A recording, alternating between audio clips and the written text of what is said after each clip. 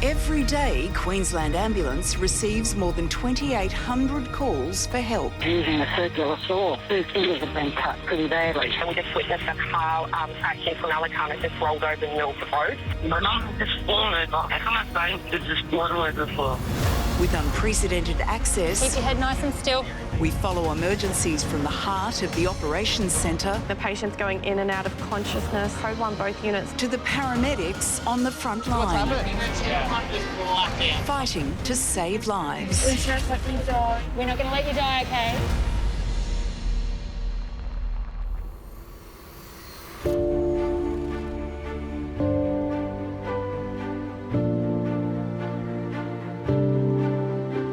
It's going to speed eat my other quiche. Dual quiches? Yeah. It's a low energy morning. Why's that? It's a day shift, so I never sleep great night before. Across Brisbane, more than 600 emergency personnel are starting their shifts on road and at the Ambulance Operations Centre.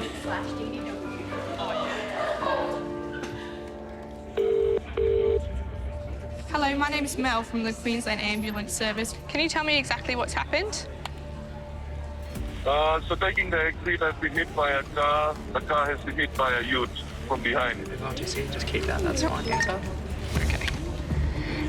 Patients now. Are you with the patients now? So everyone was involved is here, yes. How many people were involved? This is Mel. She is a new EMD, a student EMD here.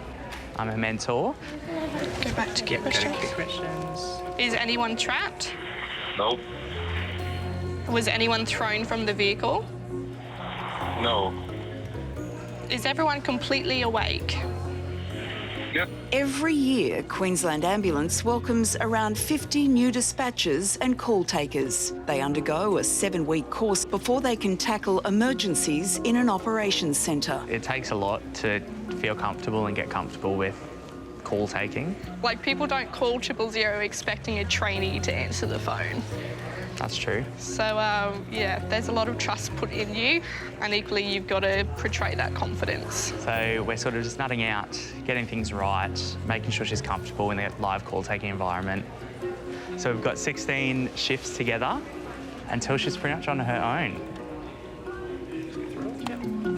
Okay, I'm organising help for you now. Stay in the line and I'll tell you exactly what to do next. Trainee Melissa's first call of the day was a road traffic collision. And since the start of today's shift, a pattern is emerging. QAS Brisbane Comms Code 1 alert. Single vehicle RTC after the male patient passed out. Possibly had a seizure, then drove onto the wrong side of the road. Yeah, and was unconscious and not breathing. Now, so are you driving past or have you stopped? Car versus motorbike, but the informant wasn't with them, so didn't really give me much information. Looks like it's going to be a traffic day. That sucks.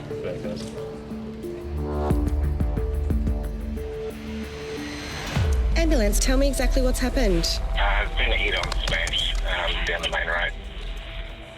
All right, how many people are hurt? I think at least 2. Is anybody trapped? Yeah, they're trying to get someone out now. Okay. Are there any obvious injuries from where you are?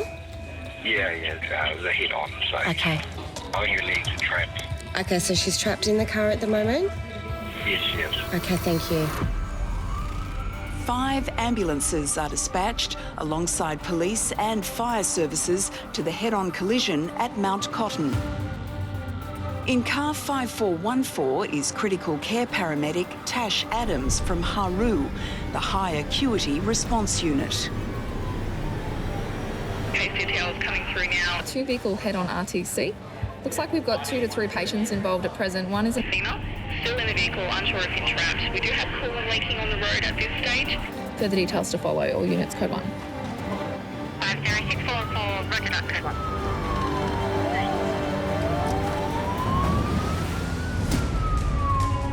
When I did my first ride along with the ambulance, I was 19 years old. I was heading to something that sounded like it was big. My heart rate would hit 120 or 140. It would be really high. But now I'm 35 years old. I'll be driving to these jobs and my heart rate won't change. My mind is ready to go to the sickest, most injured patient. The first unit arrives at the car crash and they report that one driver is relatively unharmed, but the other is injured and trapped in the vehicle.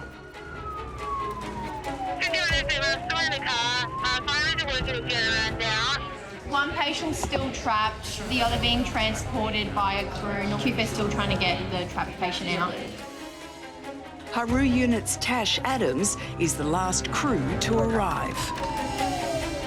Working in the Haru unit, you're always backing up really experienced crews that are able to provide that first level of life-saving care to the patients before you arrive on scene. And then we just come in and just add that very top layer of care. Add that layer on top of the paramedics. The ultimate responsibility for the care of the patient is yours once you arrive on scene. She's on her way. Alpha 084, go ahead.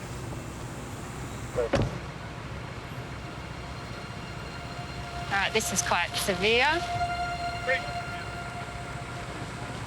Hey, Michael. Here's the driver. Arm's been caught up here, so she's got an arm fracture. She's also got a lower leg fracture. It's quite deformed down there. Do you mind if I just feel her pulse just for a sec? Yeah, of course you can. Sorry, Karen, darling. I'm going to take really good care of you, all right? Yeah. We're going to give you something really strong when we get you out of here, okay? All right? It's going to hurt. Oh, no, what we're going to do is we're going to pretty much anaesthetise you to get you out, okay? She might need some ketamine for her extrication. I think so too. Because that's quite badly broken. She's complaining of multiple pain to hip, pain to chest. She's obviously got a chest belt. A patient that's still entrapped in a car is really difficult to treat. Something that can be really daunting is that all of a sudden they can get really, really sick really quickly. If that patient goes into cardiac arrest in that car, you can't treat them.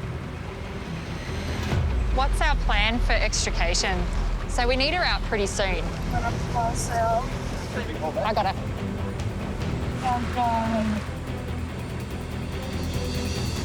Oh, that's down. We need to get her out. Yeah. We're not going to let you die, okay? We're looking after you, all right?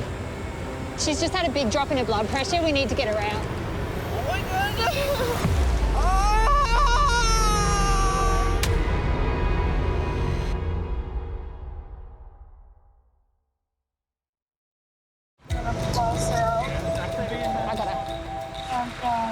She's just had a big drop in her blood pressure. We need to get her out. Yeah. Not let you die, all right? Yep. Okay, on 3. 1, 2, 3. Shove it under as far as you can. You're all right. You're okay. You're all right. You're all right. The patient was in a head-on collision. She's suffered multiple fractures and her condition is rapidly deteriorating. A 51-year-old female going at 80 k's an hour, head-on collision. She's got a frontal hematoma on her head, right forearm and right femur and tib-fib fracture. No, that's fine. She dropped her blood pressure from 140 to 70. She's pale and clammy. She's got a weak radial pulse. In patients that are really severely traumatically injured, the progression of their illness may be that they pass away. That's the reality of our job sometimes, is that you can't save everybody.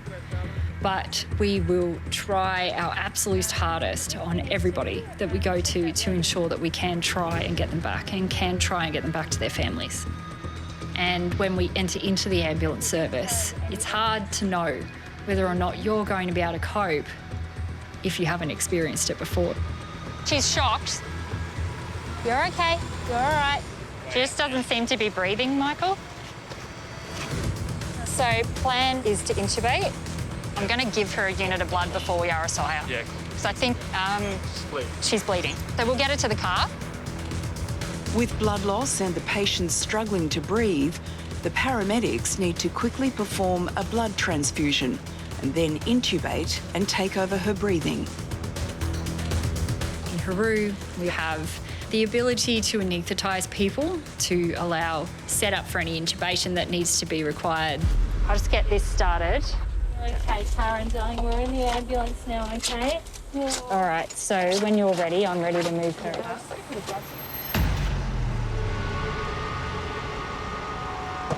So we'll give 50 of ketamine now. Through the bloodline? Yeah, thanks. All right. Another 20 seconds, we're going to look at her airway. Is everybody ready? Yep, happy. Our stuff is rarely required, but can make a big difference. And each step of the way can sometimes be what saves that patient's life. Okay, maintaining meals, I've got teeth, tongue. I have the tube. Bag on and tube up. Yes. Perfect. Thank you. Start ventilating. Okay, we've got rise and fall of the chest, fogging of the tube. All right, we'll tie this in and then get going.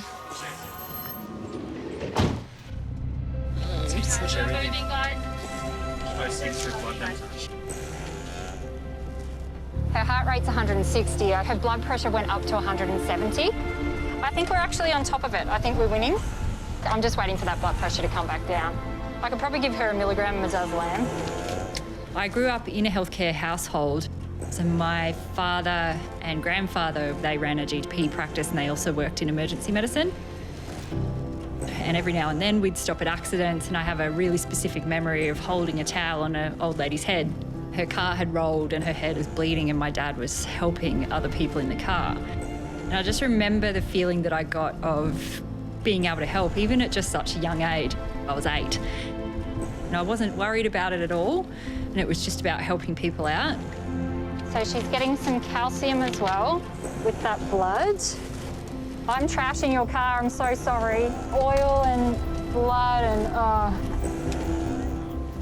We are really privileged as paramedics to be able to try and make an impact on their survival. You see the improvement of someone's life when they're right on the brink of potentially not making it. When I am not at work, I'm intimidated by the weirdest things. Me putting a uniform on gives me like a coat of armour. It empowers me. I feel like I can take on anything.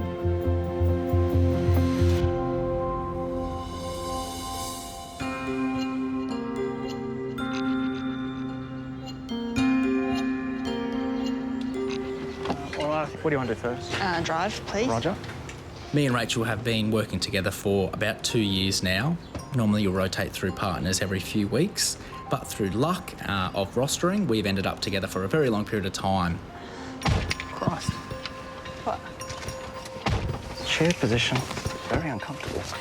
Oh, yeah, it's very postural, isn't it? Yeah. If you didn't have good back posture before, you do now, whether you want it or not. Yeah. There's a running joke at work that when you work with someone for a long period of time, they're your work husband or work wife and you're married together. And I think that stems from the amount of time you spend with each other. Often you are spending more time with your work partner than your life partner, the person you're in a relationship with at home. And the running joke is that when you finally are split up and rostered with someone else, that you've become divorced. I hope you did your stretches this morning. I'm always limbered up, mate. Is that right? Yep.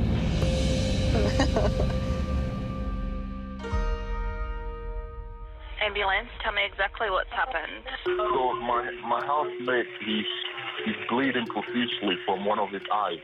Sorry, what did he do to his eye? Said the ceiling fan hit his eye. My mate got bitten by a snake down in the shrubs when he went to go buy a diary. I'm so sorry to annoy you, but I just want someone to go over and get me cask of wine. Look, I think it's unlikely the paramedics will get you a cask of wine. Oh. Because we're more of a medical service. That was bit of a random one. You don't know what you're going to expect. You never know what you're going to get.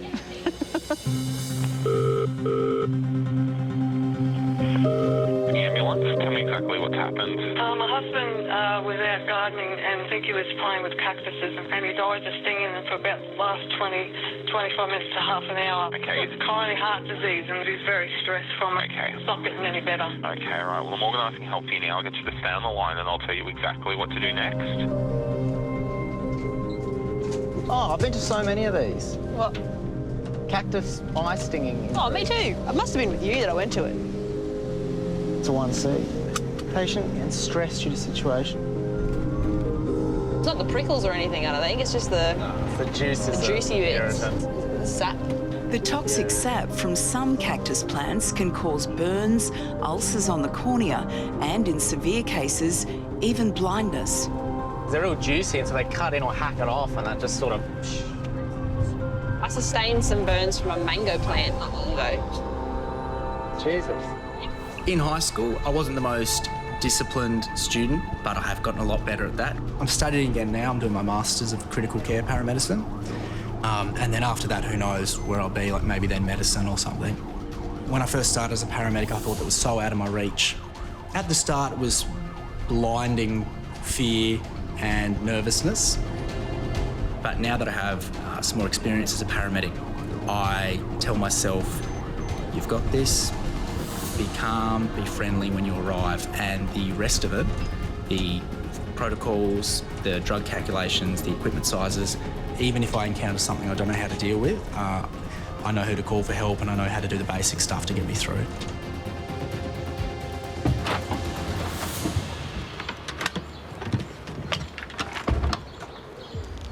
My name's Ben. My partner's Rachel here. And what was your name? John. Nice to meet you, John. What's happened? Well, I went out, I did a bit of gardening, I come and I was sitting on the chair. I took my glasses off, I give my eyes a rub, and obviously got sap or something off the cactus that I was working. It must have got in my eyes. Okay. The burning in my eyes is shocking. And Just lay down, John, on these towels here with your head on them, and well, if I knew where they were. Yep, spin that way a bit more. You're on the right track there. And then just slide down there. Yeah, that's pretty good. Alrighty, now we'll take all this stuff off your face, that's it. I'm just going to pour these into your eyes. It's often challenging to try to put yourself in the patient's shoes, but over the years and years of being a paramedic, you start to realise that this person desperately needs help when they're in so much pain. Check out for now. Does that feel any better? Doesn't have to. It's just starting to burn again. And these are really crucial moments when we have a chance to intervene and look after this person, take them to care. Happy to come up to hospital, John, and we'll make sure your eyes are all okay. Yeah. Where are we? Walk towards me. We need to really make sure that we're never judgmental or making this person regretting doing that phone call and calling out for help. There's nothing wrong with it, it's just I'm frightened. No, but it's terribly uncomfortable. We'll take him to QE2. Yep. All good? We are a community service. We're there to help people no matter what. And at the end of the day, if you've made their day better, that can't be negative, that's a positive. Have you had a chance to see if your eyes, if your vision is working okay since this has happened? Yeah, when I pull my eyes out, I can't do, I can see you.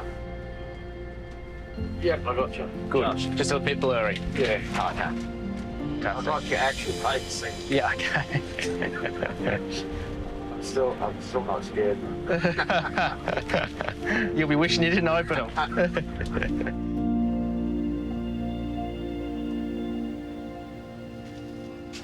Do you want to keep these frozen vegetables, John? Do you mind if I use them? Are you a good cook, are you? Didn't have anything for dinner. He likes cooking, but he doesn't usually use frozen vegetables. That'd have been sitting on someone's face. Might be able to make a nice stir fry or something out of them.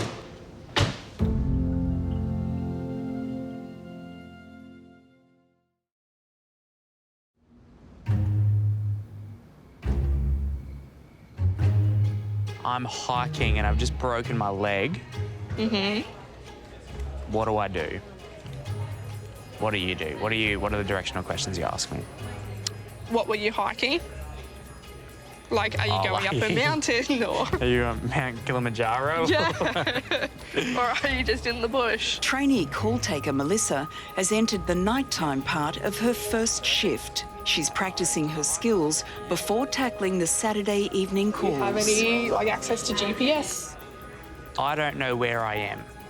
Rural area. Yep.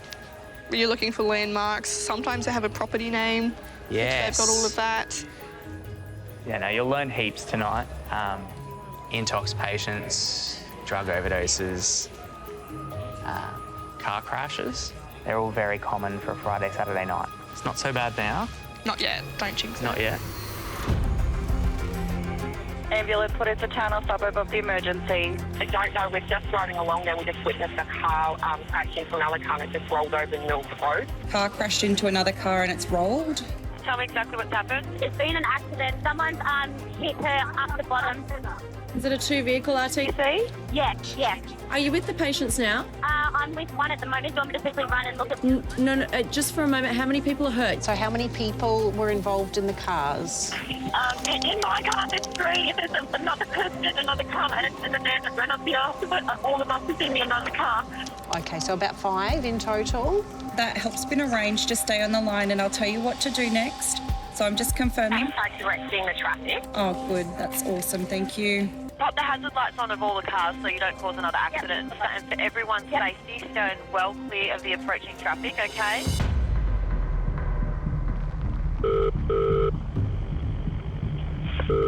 Ambulance, what's the town or suburb emergency?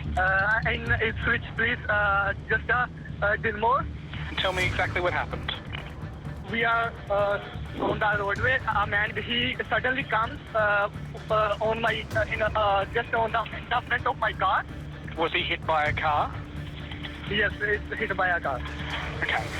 Are there any obvious injuries? In his head. In his head. Okay. I'm organising help for you now. All right. The call is classified as Code 1A, the most serious 000 emergency.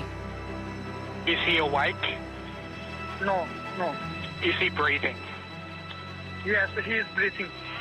All right, man. That yelling in the background, what? Paramedics arrive on scene and they immediately request a specialist backup team. 506414, copy that. We're code 1. Tash Adams is responding with Dr. John Glasheen, also from the Harrowing, the High Acuity Response Unit. Where are we going? We're ICB. going to Cool. ICB Legacy Way. That's it. Jobs requiring Harrowing attachment most often are road collisions where major trauma is likely. Responding to anything on a motorway has a little bit of urgency to it because even a small impact can cause injuries, and those patients need to be assessed in the major trauma centres. In a crash between a pedestrian and a vehicle, there's a 90% risk of death at 50 k's an hour.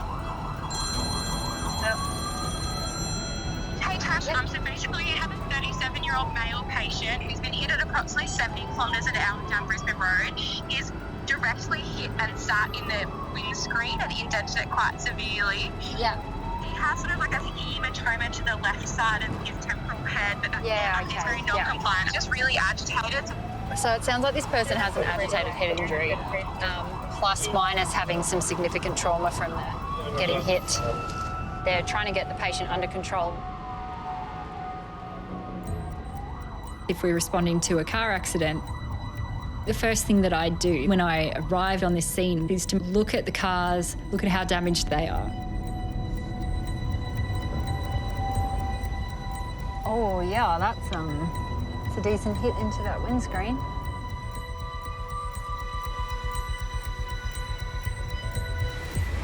But still. Hi, how you going? This is Adam. You're okay. You're all right. You're all right. Adam. You're right, mate. You're right. Hey, Adam, you're in the ambulance. You're in the ambulance, mate. You want to have a rest, Everybody's mate? a paramedic, Adam. You're safe. You're safe. You're in an ambulance. You were hit by a car, man. Do you remember? Have a lay down, So buddy. Adam, just relax back, mate. When Brad arrived, he was agitated. Was conscious but agitated. Initially, he had quite pale and quite sweaty. Yeah. The injury I can see is some abrasions on this side and also a large hematoma to sort of left front of the head. And this breathing pattern that he's doing, Yeah. the up, down, and then stopping, Yeah. has he been doing that the whole time? Yeah, pretty much. So I know that this is really scary, but what we need to do is we need to put a little needle into your hand, okay, just to give you something for your pain, and then do a scan of your belly. My gut feeling is that if we try this, I think it's going to arc up.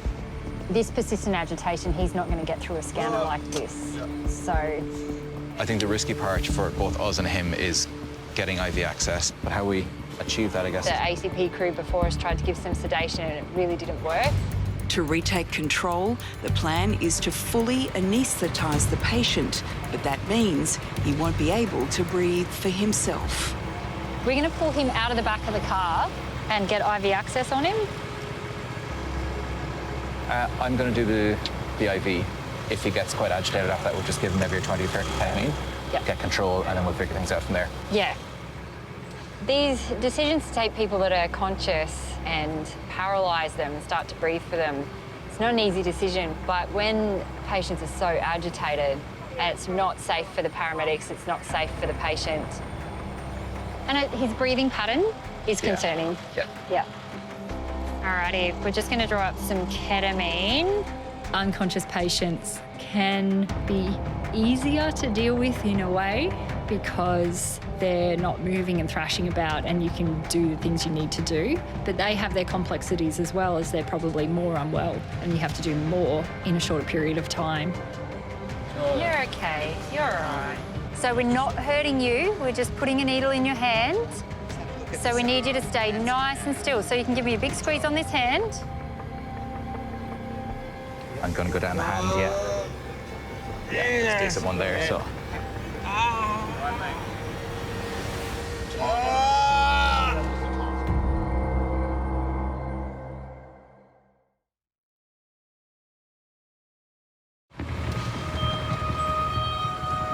You're okay, you're all right. So we're not hurting you, we're just putting a needle in your hand. So we need you to stay nice and still. So you can give me a big squeeze on this hand. Haruz Tash Adams and Dr. John Glasheen are helping a patient hit by a car at high speed. A significant head injury has left him confused and agitated. They need to anaesthetise and gain control over him to safely scan for further internal injuries.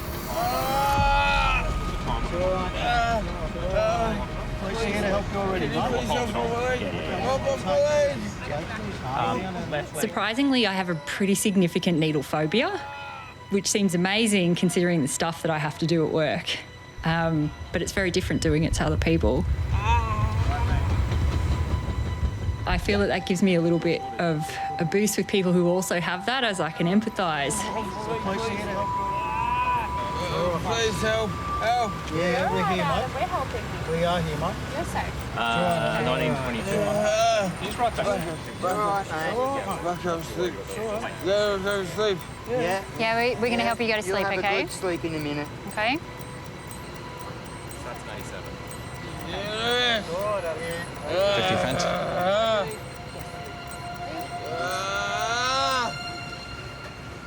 Now that the patient is anaesthetised and stopped moving, they can safely scan for internal injuries. But first, they'll need to intubate him to take over his breathing. All right, the stuff for intubation's good to go. We'll just run a checklist.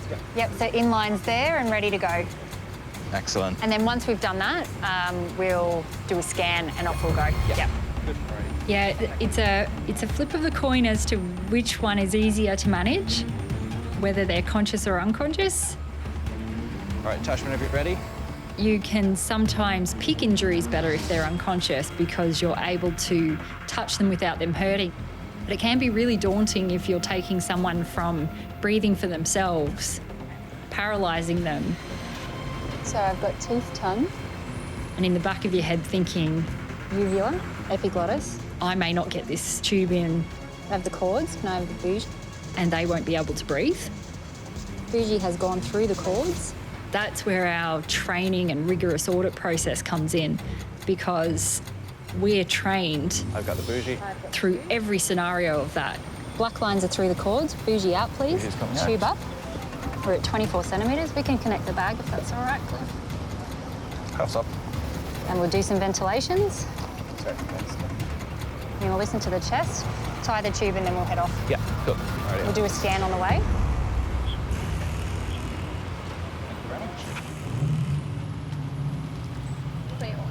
Perfect, thank you. Other people may look into our role and go, I couldn't do that, that would be way too stressful, that's too much responsibility. But I feel like instead of making it me feel stressed, it actually makes me feel empowered. I'm going to pass you the drugs before. We're good to go when you're ready. Blood pressure's robust, heart rate's up. Sedation-wise, we're happy. I think we're good. All right, I'm going to scan him. Yeah. Just keep an eye on parameters just while I'm distracted, please. Yeah. In Haru, we have the ability to be able to learn more about what's going on with the patient because we have things like ultrasound that allow us to see whether or not the patient has any internal bleeding, collapsed lungs. Oh, there's a kidney, imagine that. Negative in the abdomen. While the portable ultrasound shows no major internal bleeding, he still needs an urgent full assessment in hospital. So I've got a 39-year-old male, pedestrian hit by a car at, we think, between 70 and 80 kilometres per hour. He's destroyed the windscreen of the car. Subsequent to that was quite agitated, and we've had to RSI him just to get control of him. He's got an obvious frontal head injury. Thanks very much. See you soon. Bye-bye. Exceptional phone call, doctor. Oh, thank you very much. Oh, what a day. What a day indeed. I think in general, the general public treat us like we're superheroes. Definitely gonna need a shower when I get home. And in reality, we're just doing a job. We're part of the healthcare system. And sometimes it can be really awkward having the general public react the way they do to us. You'll be going to try and buy a coffee and they'll insist on buying a coffee for you. And as much as that's lovely, thank you.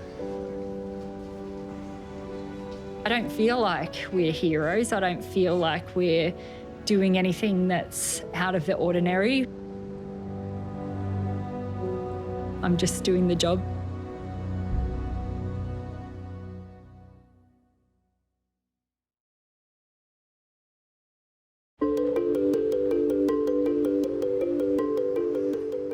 I feel like you come alive at night. Yeah, I do. Kind of feels like you're out on a little adventure. And it's a battle you've got to get through.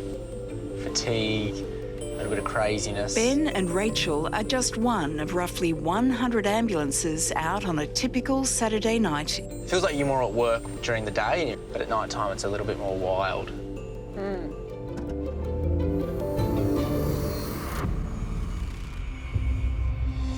Ambulance, can you tell me exactly what's happened? Oh, just I got Mr. Paddy and one guy is unconscious.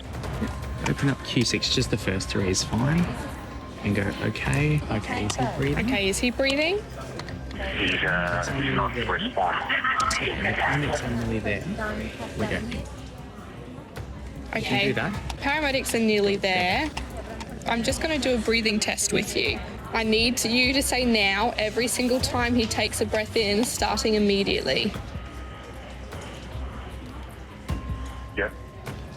Okay. Yes.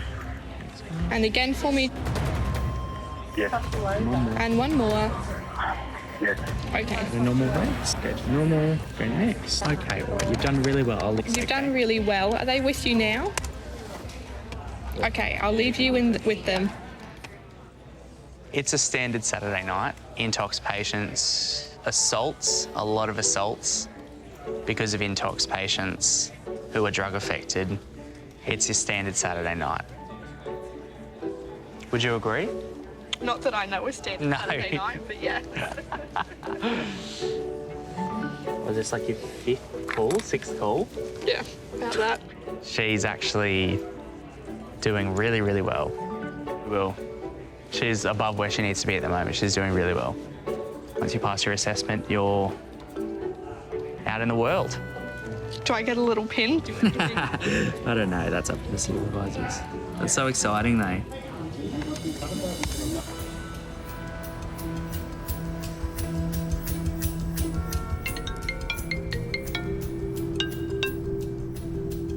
I seriously nearly passed out just then.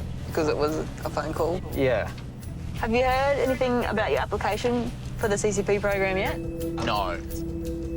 Just waiting to see if a spot comes up. It's kind of a nervous wait. It's going to be so good. Yeah, maybe the best. Yeah. The hardest thing I've ever done is trying to get on the critical care paramedic program. It's exciting and terrifying. You're waiting for a phone call and that could come in at any time. For the last few weeks, I've had the phone glued to me with the volume up. And every day I'll talk about it with my family and my partner, waiting for the phone call. It's really taking up my whole life at the moment. Their day-to-day standard job is the job we get once a year, and you think about it for so long. They get that every single day. Yeah. I can't wait to have pressure and a challenge and be stressed. Yeah. Like a diamond, mate. That's it? Formed under pressure. At the moment, I'm more appearing like a polished turd. Like one of the emoji turd that's Yeah, kind of, it's a with a neat big turd, smile on but it. it's still a turd. Yeah.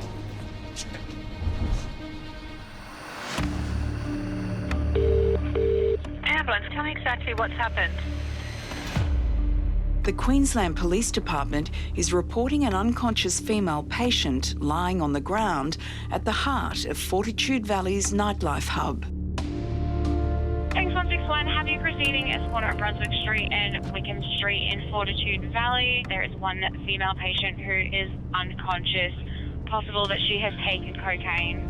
Code 1, thank you. God. Roger, we're ready. Ben and Rachel are just 5 minutes away and police are already on scene. I love these jobs. I know that you do. I really enjoy going to these late night jobs in Fortitude Valley or in the city. Friday night, Saturday night, I think it's exciting. I know Rachel does not enjoy these jobs, at least as much as I do. There's been some times in the past when we've seen a 19-year-old female, intoxicated, vomiting, come in at the valley, and I'll say, oh, you know, Rachel, I'm happy to take this one. People under the influence of drugs and alcohol, that's a critically ill patient who needs urgent care. Their airways at risk, or they may even have their breathing stopping. Shit. Those life-threatening and time-critical jobs are once in a blue moon until you are a critical care paramedic.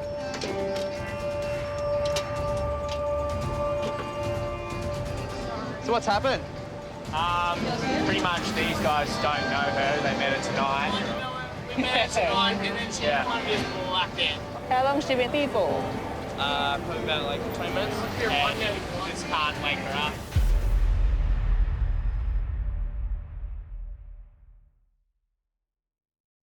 Okay. Stand up. 1, 2, 3. Fantastic. And maybe we put a lateral. Thanks, mate. Crazy night. Crazy night too. Ben and Rachel are responding to an unconscious young woman who may have consumed cocaine.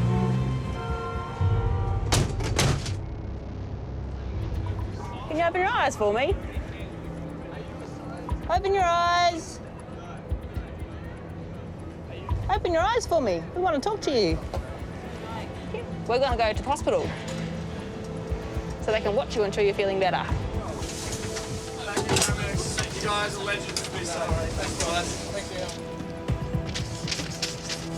you. Open your eyes. Can you open your eyes for me? Open your eyes. Open your eyes. Open your eyes. Hello, sorry to do that. I just have to wake you up to make sure you're okay. And I know you just woke up, but do you know what year it is right now? 2021. Oh, fantastic. Do you know what kind of vehicle you're in? What am I doing here? Do you know what this is? It's not home time. Not in the ambulance. It's time to go home. Well, sort of. It's time to get Macca's and go back home. I think you're feeling a bit better. Can I have Macca's? No, we've already been to Macca's tonight.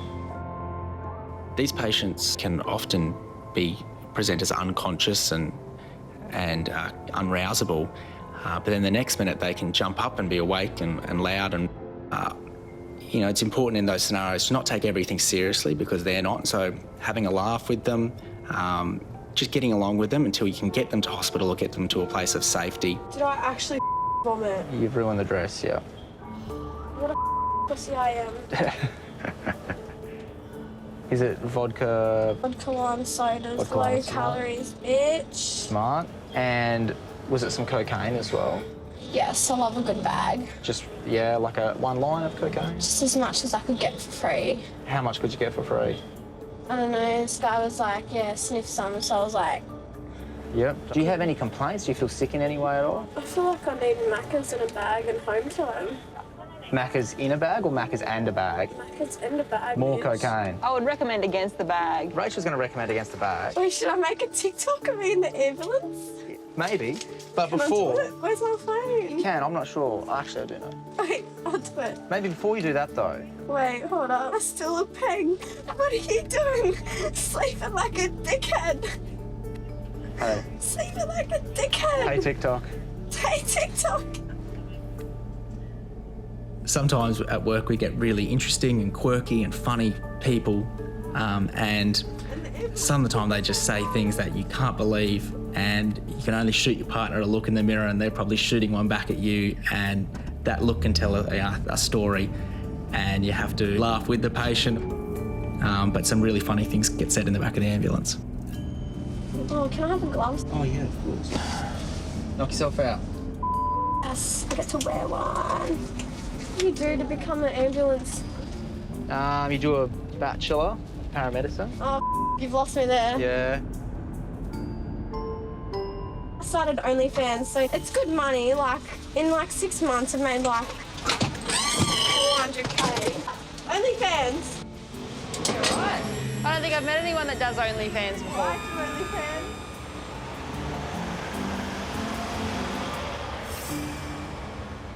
Gosh, she has an OnlyFans. 400K in 6 months. Has it even been around for 6 months on OnlyFans? Yes, it has. Not that I... Maybe she got in early. She really went from what appeared to be an unwell patient She was a true response to pain only. fantastic recovery.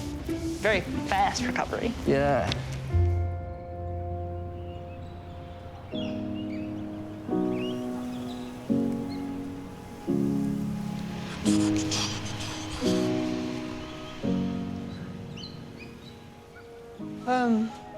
Have you done this?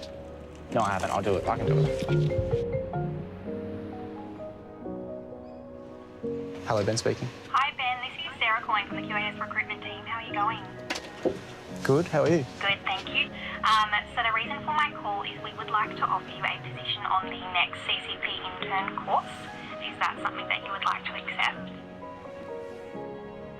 Okay, that sounds great. Okay. Bye. Who was that, mate? Just the tax office?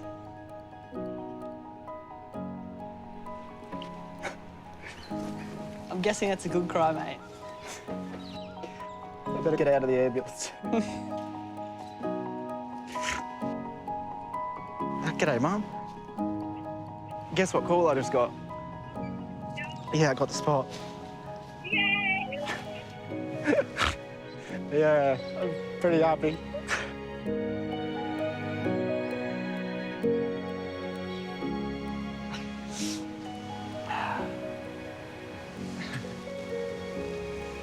Congratulations. Thanks.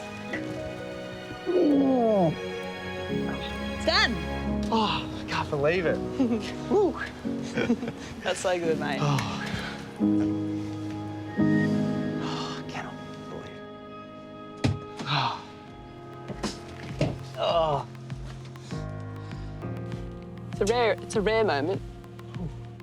Good to know the tear ducts still work. Yep. It's always explosive when it happens because it's so repressed. Yes. Like toxic masculinity. I can't believe it.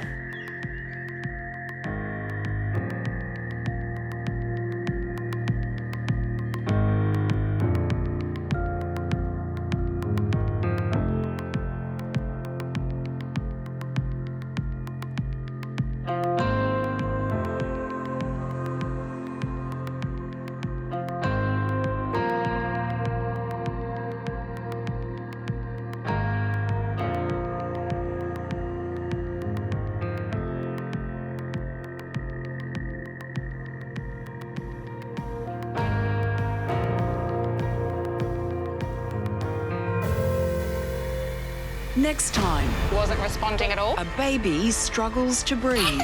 We'll take her up to the hospital. A stubborn senior. How did it happen? You had to skid around the corner. And a motorcycle wipes out. Do you have any pain in your legs?